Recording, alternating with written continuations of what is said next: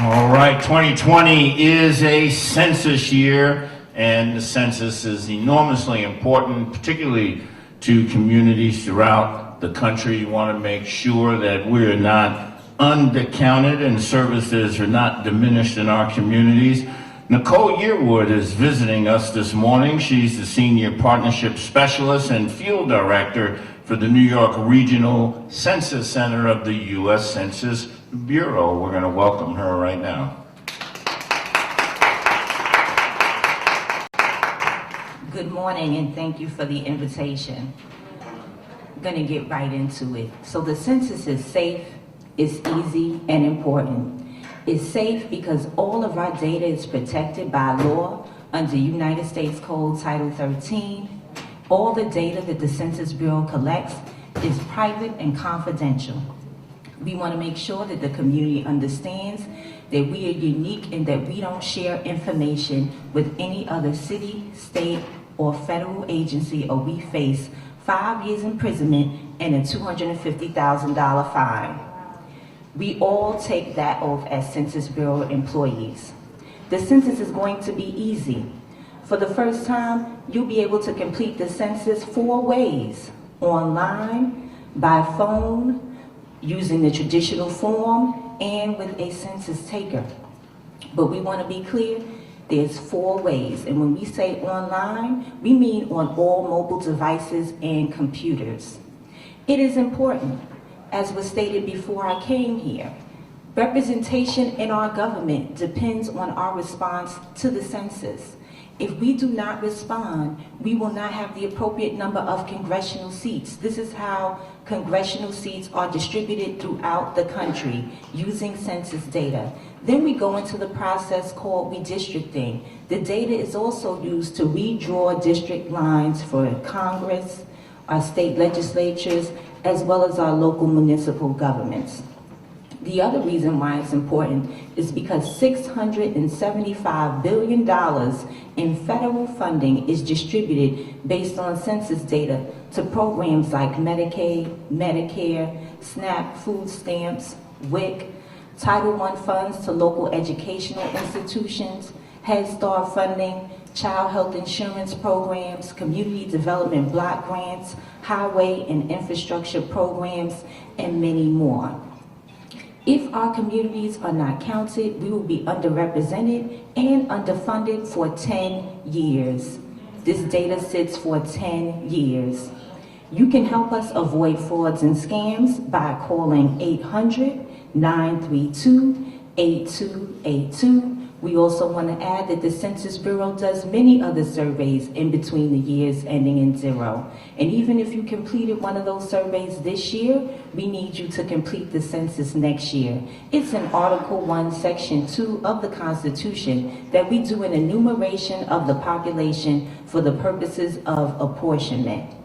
So every 10 years, ending in 0 since 1790, we have counted every resident in the United States. I repeat, we count every resident of the United States. We also have a great website where you can find information and help us share it with the communities that you serve at 2020census.gov. We also have employment opportunities available with competitive pay, flexible hours, and paid training. That information can be found at 2020census.gov.jobs 2020census.gov/JOBS. We also want you to know that you can partner with us. You can become part of a complete count committee.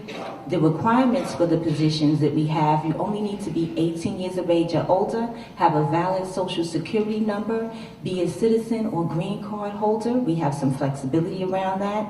Men over the age of 18 born after 1959 must be registered with Selective Service.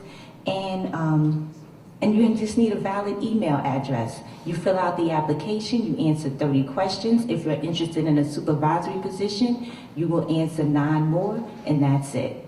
So please visit our website, 2020census.gov. for more information and follow us at U.S. Census Bureau on all social media handles. And again, to report any fraud you suspect or scams, 800-932-8282 and 2020census.gov/jobs. If you're interested, please apply now. Thank you.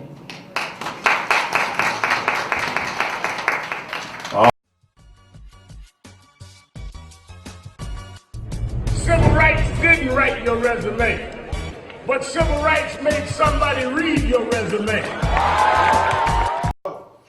We're back, brothers and sisters. You're listening to the National Action Network Saturday Action Rally, coming to you live on WLIB 1190 AM in New York. We're live right here in the House of Justice, 106 West 145th Street. Call somebody. Tell them the action is on the air. Right now, right here, I want you to get on your feet and home, put your hands together for the president and founder of the National Action Network, the Reverend Dr. Al Sharpton.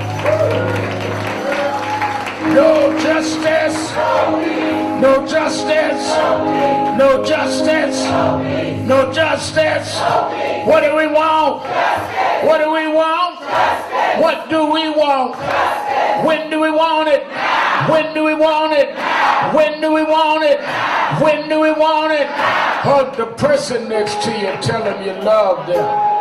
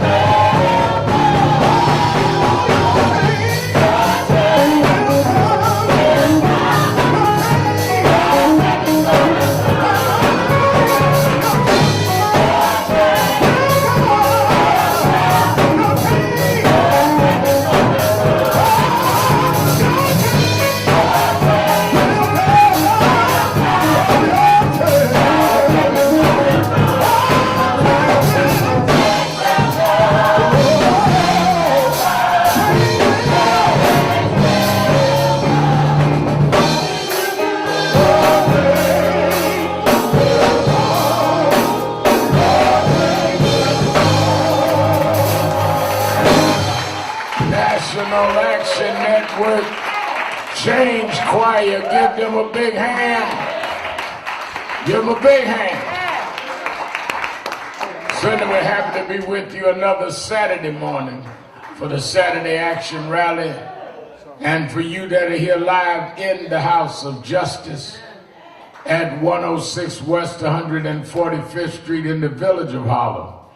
And for you that are listening live on 1190 WLIB AM in New York, and you that are watching live stream on www.nationalactionnetwork.net, we're happy to be with you another Saturday morning. We'll be joined shortly worldwide on Impact Television. Give a hand to our presider, Attorney Michael Hardy, and our musical director, Minister Tyrone Richardson.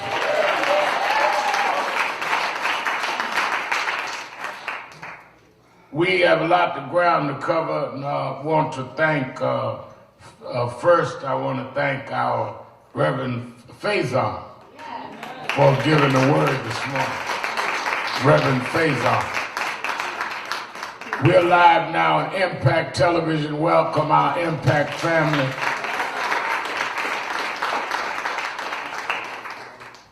I want to start by, first of all, this broadcast is dedicated to the memory of the late Congressman John Conyers, who will be funeralized on Monday in Detroit, the longest serving African American in the Congress, and one who was largely responsible for partnering with Mrs. Coretta Scott King in getting the legal federal holiday for Martin Luther King's birthday, as well as many other accomplishments. He also was the one that would consistently introduce the bill on reparations that is now being championed by Congresswoman Sheila Jackson Lee. And as you know, in our national convention in April, we asked every candidate whether they would support that bill. So we certainly give our love to the Conyers family. Secondly, to Jack Odell, who was one of the leading leaders in civil rights and the progressive political movement passed this week. And he was one of the people that the Kennedy administration tried to isolate. They told Martin Luther King Jr. to stay away from Jack Odell. In fact, it is a well-reported story that when the 6 big leaders of civil rights at that time met with President John Kennedy, he walked Dr. King outside of the Oval Office and said on the Rose Garden that you need to watch being around Bayard Rustin and Jack Odell. They're communists. And Jack Odell stayed in the movement all these decades till he died this week. It was a major thinker, art, and activist in the movement. Many people that don't know movement history don't know that all of these kind of infractions have always happened. And one of the problems with leadership is you've got to make some rough choices. And what is good for the cause and what is good for people's personal careers. And sometimes they conflict. To the credit of Bayard Rustin and Jack Odell, they told Dr. King, we're going to step back and let you do the march. We don't want the march to end on us. And the march went forward, they stepped back, but later they came back forward. You can always tell people that are about leadership when they make it about them rather than about the cause. It was more important to them that we had to march on Washington where Dr. King did I Have a Dream and where Medgar had just been killed than for them to just make the fight with Kennedy about them. And that's where leadership is a big test. They came to me and Reverend Daughtry and said, stay away from Michael Hardy, but we refused.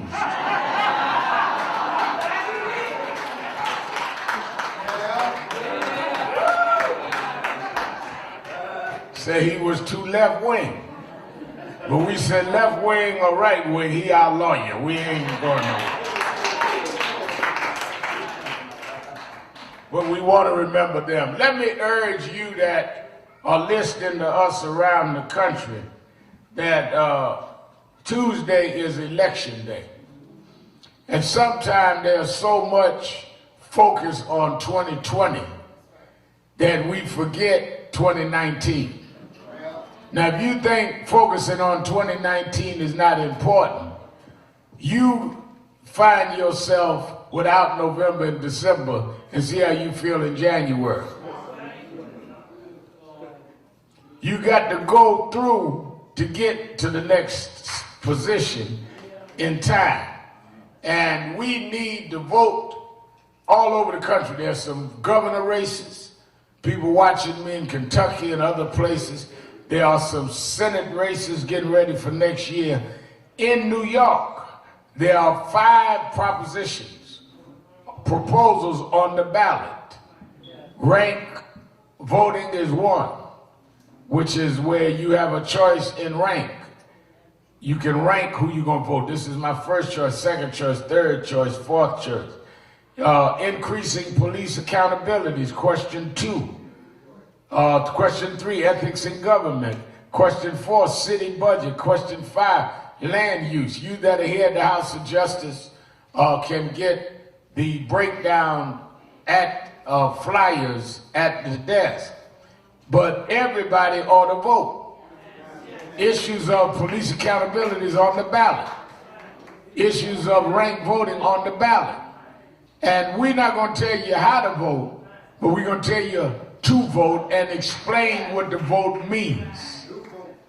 But it is important. The other reason it is important that you vote is that you can use it as a way of making sure that they have not taken you off of the registration rolls. Because they are purging voter rolls all over the country, preparing to purge in big numbers in 2020. They purged 300,000 names in Georgia alone. 300,000. I'm talking about since Stacey Abrams. So one reason you ought to vote Tuesday is that you want to make sure that your registration is intact, that your name is on the roll, so that when you go, you can say, wait a minute, I voted last November, I know I'm registered. Because they'll use inactive voting as a reason to take you off the books. And you can get all off ready all you want. I'm voting next year, get rid of Trump. If they got rid of you, you can't get rid of Trump. So I want everybody to vote on Tuesday, wherever you are. Talking about voting, what you vote for is important. Every year, National Action Network has a legislative policy conference in Washington, where right in the Capitol, we have an all-day legislative conference where you all over the country come for free, and we have the senators and Congress people come before us and explain the legislation that are pending and that they're fighting for, planning that affects our community. Last year we had everybody from Speaker Pelosi to Chuck Schumer. They're all going to be there this year. It is on Thursday, November 14th. I want y'all to meet me in Washington. We have bus leaving from here, bus leaving from New Jersey chapter. We want everybody that can meet us in Washington. All-day session, Thursday, November 14th. This is the second, which means you got 12 days, almost 2 weeks, to get ready to be there with us on the 14th, to pre-register so we know you coming. Don't be saying that this, I'm surprising you, Reverend, because I'm going to surprise you. We ain't got no seat for you. So we're going to surprise each other. So to not get surprised, to pre-register, go to www.nationalactionnetwork.net, www.nationalactionnetwork.net, or call 1-877-626-4651, 1-877-626-4651, and pre-register to be part of it. Lastly, in terms of those kinds of announcements, I want to remind people we celebrate holidays here by serving. And we're gearing up, as we do every year, to feed hundreds of people here free on Thanksgiving Day. Rather than having Thanksgiving where we celebrate pilgrims and what they did to the natives, we have communal Thanksgiving here for those that are houseless or homeless, you call it, and those that may not have family. You that want to eat with us, I'm here every Thanksgiving. This is where I spend my Thanksgiving. you that want to eat with us and commune with us, you that want to help serve food, even if you go have Thanksgiving dinner at home. We start 11 in the morning, you can serve and go home by 1, 2 o'clock or whatever time you want to leave. Volunteer now, 11 a.m. to 3, we here at the House of Justice. And to serve or volunteer, call at 1-877-626-4651. We need more volunteers. People at the phone to take your name now. Let me also encourage you to watch Politics Nation every Saturday and Sunday. We have a big show this evening on MSNBC at 5 p.m. Eastern Time. I want to, a lot of it has been in the press, and I want to just give this to you. First, we are meeting on Monday with the CEO and owner of Facebook, Mark Zuckerberg.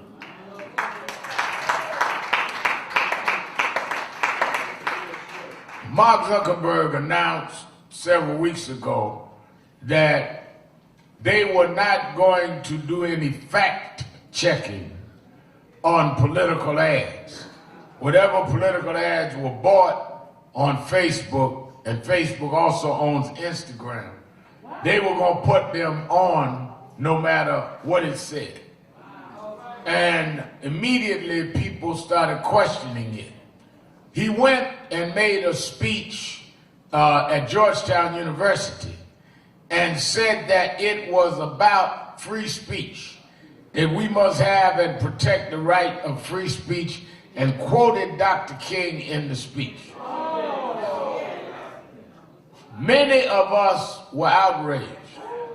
So there have been those that have been working in the civil rights community trying to get Facebook to do certain things, but this kind of took it to another level. So one of them called me and I said, well, I appreciate and have been watching and support the work y'all have been doing, but obviously we need to turn the heat up. Because I was raised in Operation Breadbasket in Brooklyn, and I saw what Reverend William Jones did. I saw Bishop Herbert Daughtry was here this morning. Give Bishop Daughtry a big hand.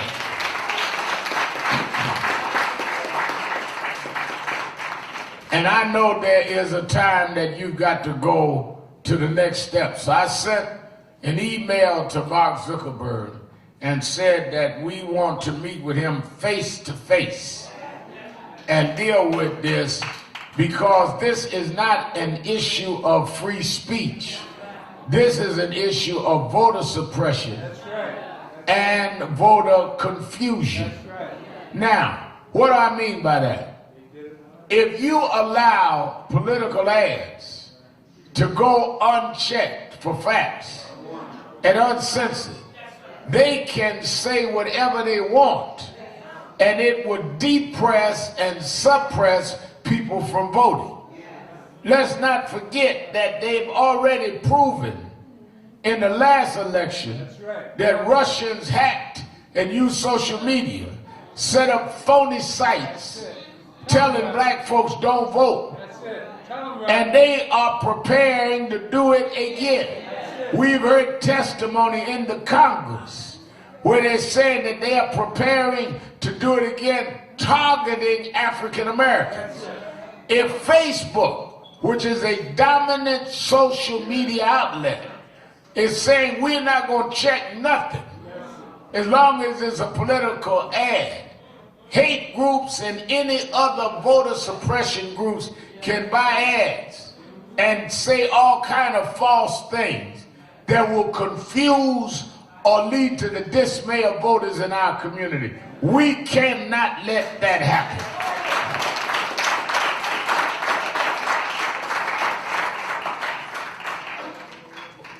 They will have people saying, well, don't forget to vote Thursday when election day is Tuesday. They can try all kind of tricks if you don't have fact checking. Now, I sent an email to him.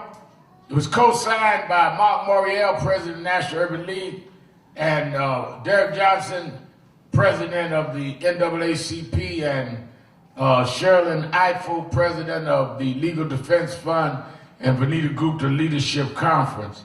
And he emailed back and agreed to meet with us face to face. So we going out to California Monday and meet with him and tell him that they have got to change this decision about fact checking. It is not free speech, it is voter suppression, and Dr. King would not support something like that.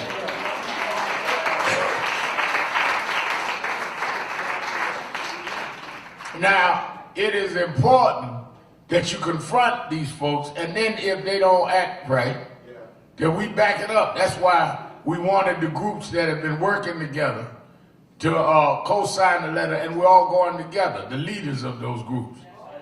And I think it is important that we deal with it because, believe me, there are those that are already setting up designs on how to suppress and confuse our voters.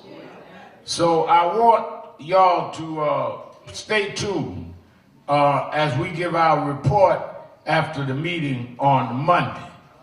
A lot of the press is calling us saying, what time and where's the meeting? We will not give that out. We come to meet. We can talk to the press later. But we put it out in the press. Somebody called Rachel Norling, handles press for NAN, saying from Facebook, saying, well, why Reverend Sharpton put the meeting out? Because we don't meet nobody in private. I might not tell you where, but I'm going to tell you we meet because it gets, you got all kind of people that function just selling paranoia. Just any kind of stupid stuff.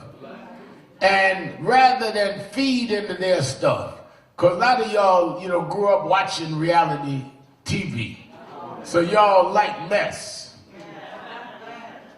You just love mess.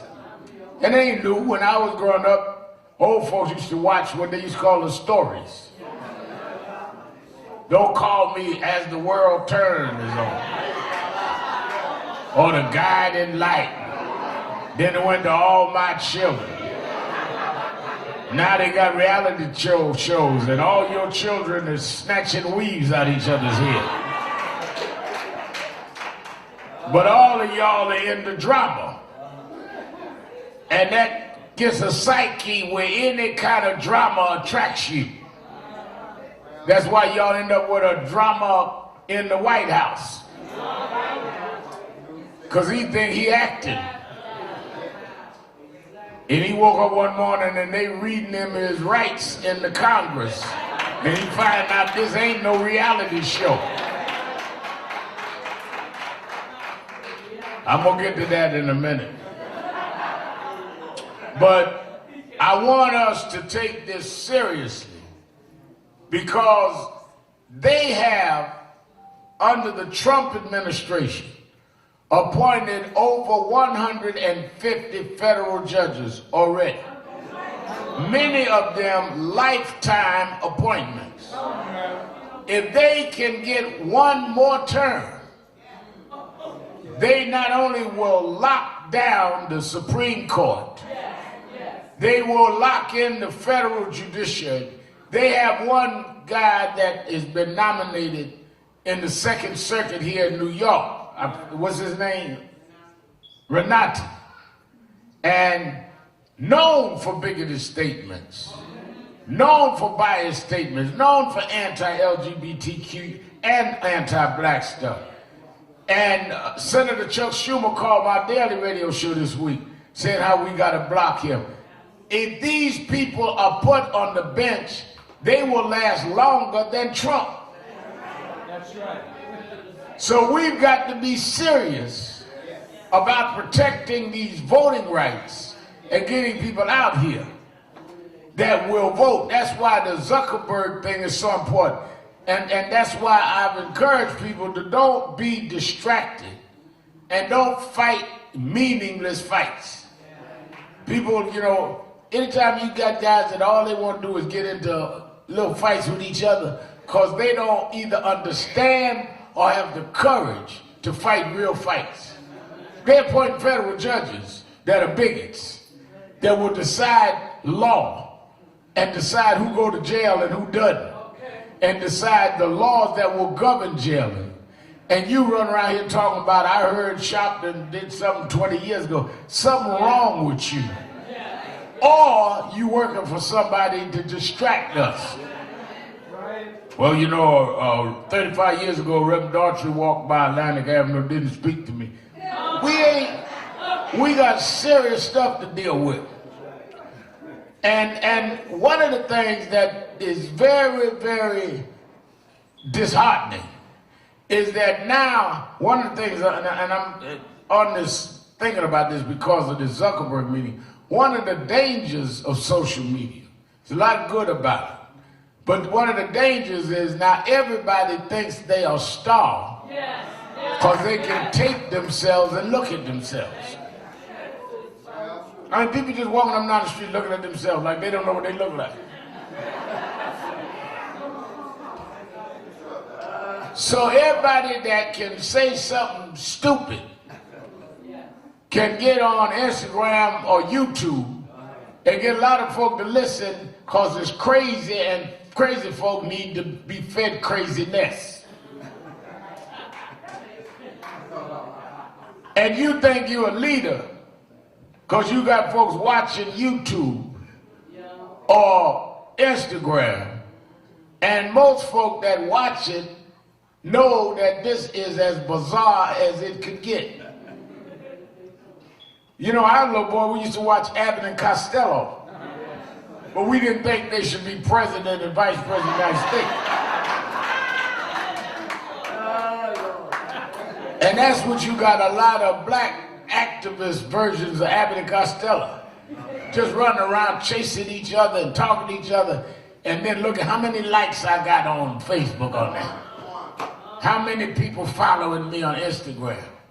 But ain't nobody following you to the polls. And ain't nobody in the office following up with legislation.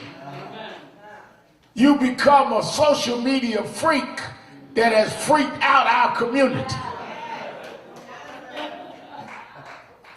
Let me see if we have rallies and they got more likes on themselves for their Facebook page than they have educating the public on what to do. And I want us to understand right now in the Second Circuit, this guy's up for nomination. Now, Thurgood Marshall used to sit in that seat in the Second Circuit before he went to Supreme Court. Right now, we are under the threat of this administration stacking more in the courts and folk talking crazy. That is the issue we need to have front center. People read me out. I heard Trump's moving from New York to Florida. I don't care where he goes. They asked me on somebody's TV show last night, what do you think about Trump leaving New York? Y'all been New Yorkers all your life. I know 4 moving companies that will help him today.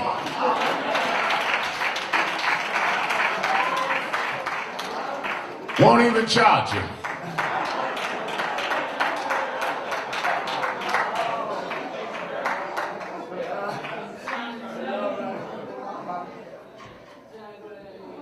But the issue is whether he in Florida or New York is the damage that's being done.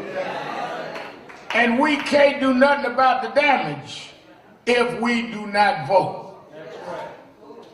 We saw this week, let me tell you something, these people are so committed to this right-wing anti-civil rights agenda. I was reading in, there's a book that has come out about the evangelicals, how they have pardoned all of what they have preached to support Donald Trump. Everything they have stood for, Donald Trump has done publicly. I don't even understand how they condemn sin and embrace a sinner. They had one evangelist that she preaches to black folk Paula White, that now has become a member of the staff of Donald Trump in the White House. Hired her in the public liaison office and told folk that God appointed Donald Trump and anointed him. Yeah, well, God appointed Pharaoh to harden up the Israelites' hearts to stand up and fight. And a shopper, you comparing Trump to Pharaoh, he has Pharaoh-type behavior when he is implementing anti-civil rights and anti-human rights policies. Yes, this madness. And Reverend Green texted me yesterday, where is the church in answering all of this behavior? Where is the voices that ought to be fighting this? You had two members of the administration come in before the Congress this week and say, yes, the president did in fact engage in a quid pro quo conversation with the president of Ukraine. And that is abuse of power. You go hold military aid, tell a man you want him to investigate your potential opponent, Joe Biden, and his son, and the company. Biden's son wasn't even in the company during the investigation that they were talking about. But you hold up the money, and y'all gonna sit up and act like, well, is that corruption? If that's not corruption, what is it? If I'm gonna hold your money that is owed to you until you do something I want you to do, that is coercing you to do it. That don't take no long discussion. But they are so emphatically supporting this man and afraid that what he would do if they don't support him, that he'd run people against him, that they are supporting him on the right no matter what. When they had the impeachment inquiry vote this week, not one Republican would vote against him. Not one. And these are people that are talk all the Bible you want. They'll be in church in the morning quoting scripture. They will condemn anything that's not like God. But they will stand by this president who's engaged in a public dress down of what is right and righteous in this country. And if nobody else is not afraid to say it, I'm going to say it every chance I get.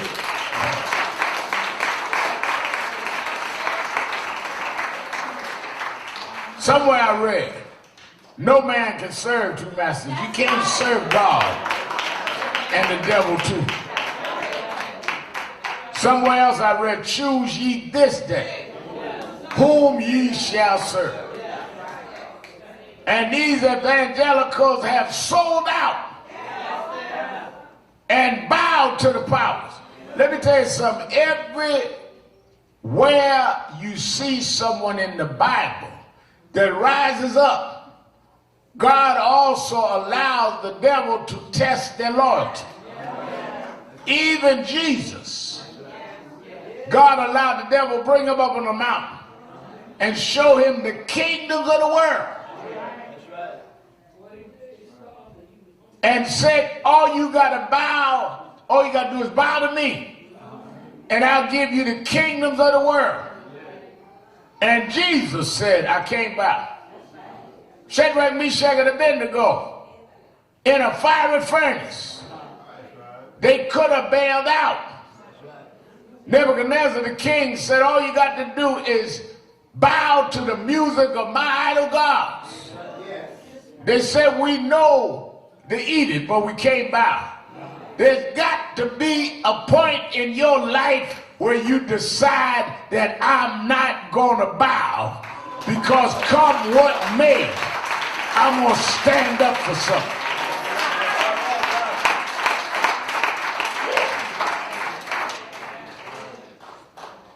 What we're looking at, I looked at the killing of the reported head of ISIS, al-Baghdadi.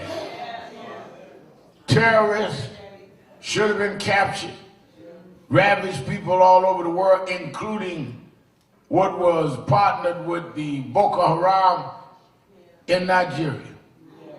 But then when you watch how Trump announces it,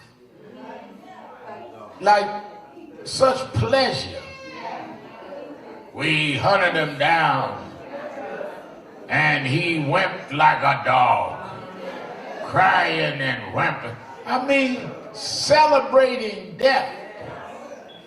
If you look at him and contrast how Obama announced when they went after bin Laden, even when you have someone as vicious and killing as you have with the al-Baghdadi, you do not act in an inhumane way.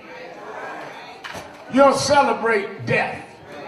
You don't celebrate killing.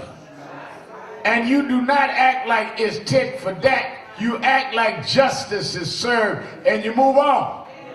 But that's when you can tell people's spirit and inside. They say he coming in here today to go to the WWE. Like this is some wrestling match he's doing on the global stage.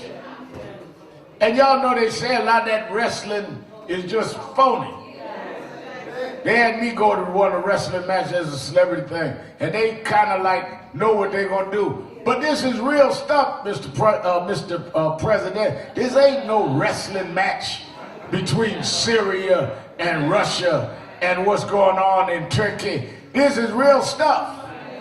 They ain't going to no dressing room and slap five and count the money. They are dealing with real life and babies, and you need to get out of your head that this is theatrics and understand what you're dealing with. But even if you don't, the evangelical leaders that claim to know God, that are blessing you and are praising you in your sinful and wicked ways, that is what we need to challenge. It is beyond me. You know, one of the reasons that a lot of people don't want to stand up, Bishop Daughtry, is they do not want to suffer isolation. They don't want to suffer being alone in that evangelical circle. But I was taught as a child, suffering breeds character. Sometimes God wants to isolate you. Some of y'all right here this morning going through stuff. Sometimes you got to be isolated so God can work on you. Sometimes people say to me, well, I don't know why I got to go this road by myself. Well, maybe because you was with the wrong crowd that will pull you down. So God will separate you so he can lift you up. If you continue to be around people that weigh you down, you can't ever be lifted up.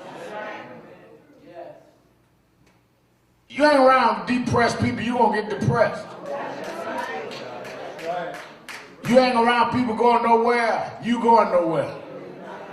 That's why my mother brought me to the ministers when I was young.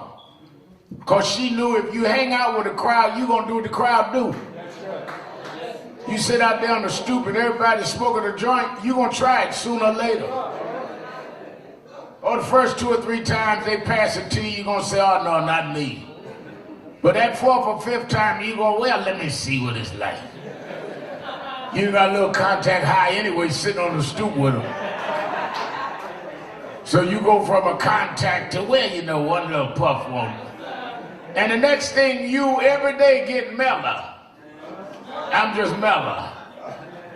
And you're going to wake up one day 60 and mellow.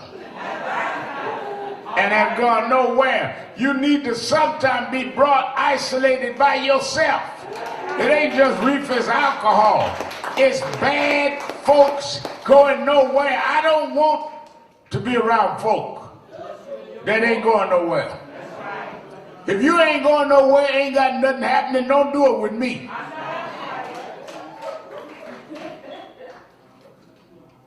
I ask people every day, what's happening? What you doing today? Oh, no, boop, hang up the phone. That's the end of the conversation. If you ain't doing nothing, going nowhere, ain't nothing else for us to talk about. I'll talk to you a day you got something on your agenda. God give you another day and you ain't gonna use that day to do nothing. With all the stuff we in, you got plenty to do if you get up and do it.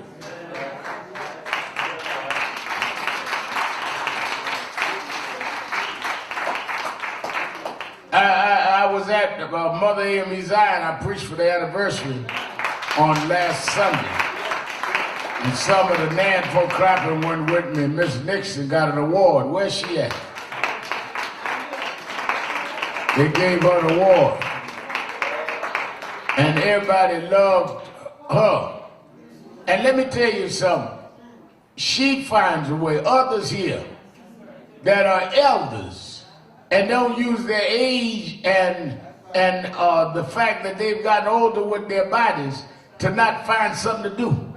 And you young and younger and got your health and strength and talk about I don't know what to do. Well, start looking your building and find out who ain't registered to vote and get them some registration cards. Look in your circle and find out who don't go to a rally. Bring them out here next Saturday. You ain't got to go get the Emancipation Proclamation. Start right in your house. Rev Al, I don't know what to do. Where you live? I live so-and-so. Apartment what? Apartment 3D. How many other apartments in the building? 20. How many of them registered to vote? I don't know. Well, that's what you do. Start knocking on doors. Say, I'm in apartment 3. Are you registered to vote? I got something. I'm your neighbor.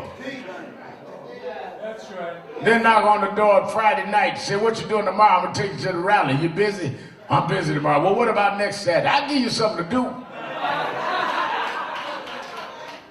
There's plenty for you to do. Because everything that was fought for is at stake. And you don't have no day that you can take off. It's time for everybody to go to work.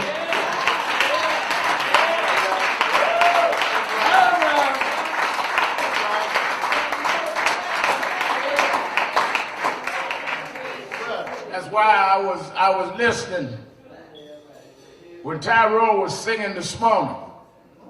Sometimes you need to think about what God brought you through. What that song you were singing this morning? But there are some places that I cannot go. And the reason he got to the refrain that yes, God is real is he started by talking about what he'd been through and places he couldn't go. Then he hit that high note that I taught him how to do, but we'll talk about that later. But you don't know that God is real till you start with there are some things I don't know. And there's some places I don't go.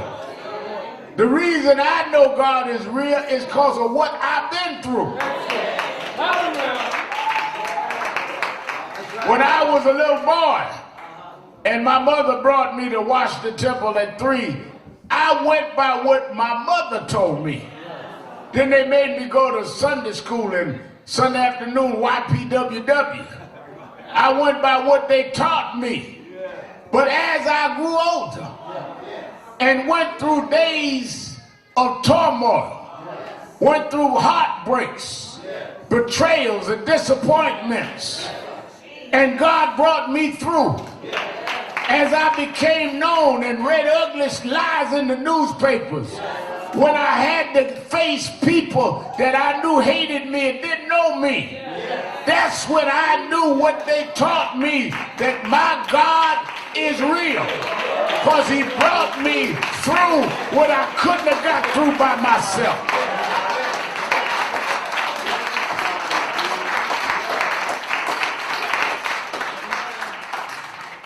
People stop me all the time I spoke this week down in Chattanooga, Tennessee. God told me, I've been watching you wear my out 40 years. I said, yeah, but the real story is that I'm still here.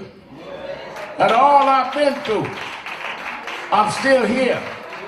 But the reason I can celebrate it is I got enough sense to know that I didn't last by myself. I couldn't have made it through what I've been through on my own. There is a God that'll make a way for you.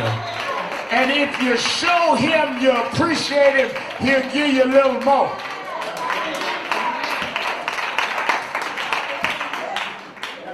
There are many days my enemies counted me out. And they were right. But God counted me back in. Every time I was ready to throw in the towel, sometimes nobody knew but me. But the days I didn't talk about is the time I say I can't take it no more, and I threw in the towel, and God grabbed the towel and threw it back. And say, stand up anyhow. You ain't quitting yet. I'm not through with you yet. Fresh, stand up.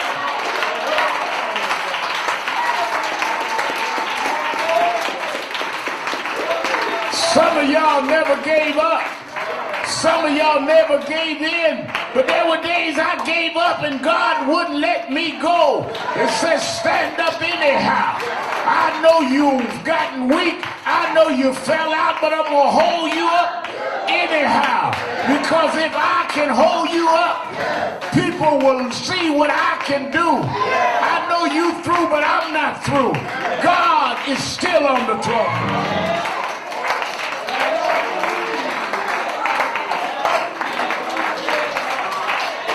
That's why I know God is real. Why? Because he made a way out of no way. Why? Because he blessed me when I didn't think I had no blessings coming. Why? Because when my friends walked away, he built a fence all around me. Why? Because when I was sick with no health insurance, he was my doctor. When I was in the courthouse with no lawyer, he went in the jury room and turned the jury around. I know he's real. My God is real. He walks with me. He talks with me. He tells me I'm his own. Yes, God is real. Yes, God is real. Yes, God is real.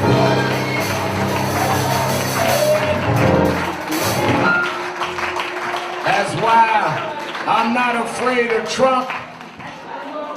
I'm not afraid of nobody. Because I've seen the powerful fall before. I've seen the rich fall before. I've seen those elected go down in disgrace. But one thing, in 65 years, been preaching for 61 of them years. One thing I've never seen the righteous forsaken.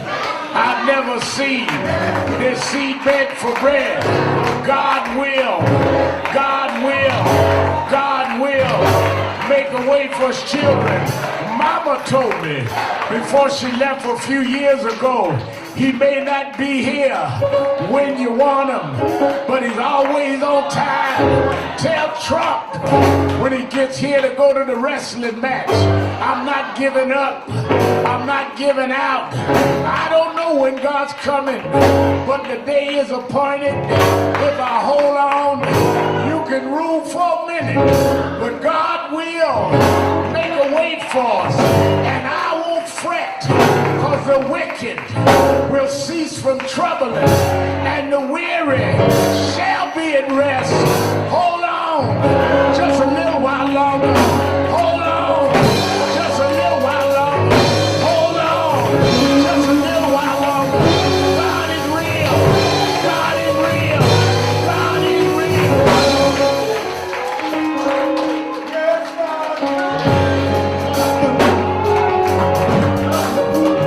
Real in my soul.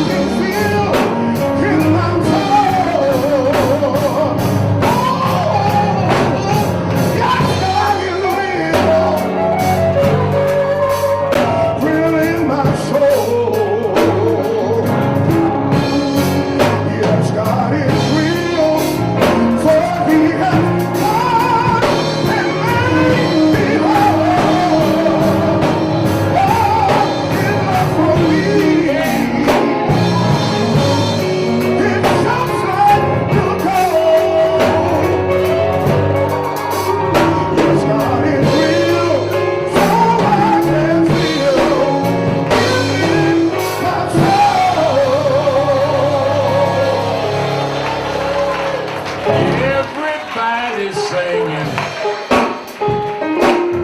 Everybody's singing. Everybody's singing.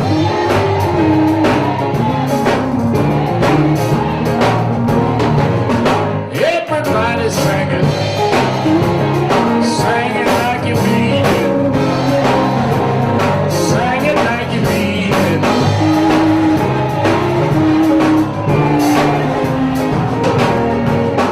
Everybody now, sing it with the feeling, sing it with the spirit.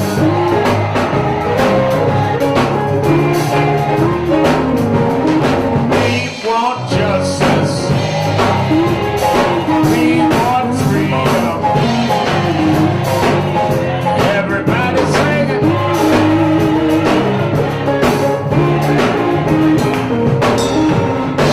You know, one day you will tell your grandchildren or your great-grandchildren that you know, we're building a museum here. We're going to tell the stories of Adam Powell and Garvey. One day you will tell your grandchildren that I was there on Saturday mornings in the middle of the Trump era and saw Herb Daughtry and Al Sharpton singing. Everybody singing. Everybody's singing. Everybody's singing.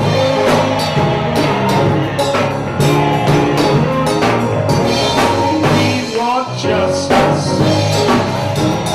Got to have justice. We want justice.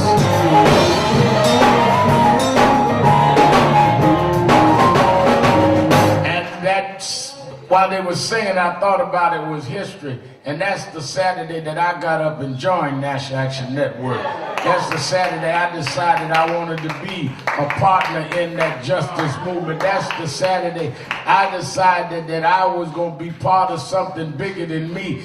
If you are here today ready to make that decision, as we keep singing that, I want you to come right to me and join right now and be part of the resistance movement that we're going to bring down those that are wicked and bring up a righteous movement. Come on, everybody singing.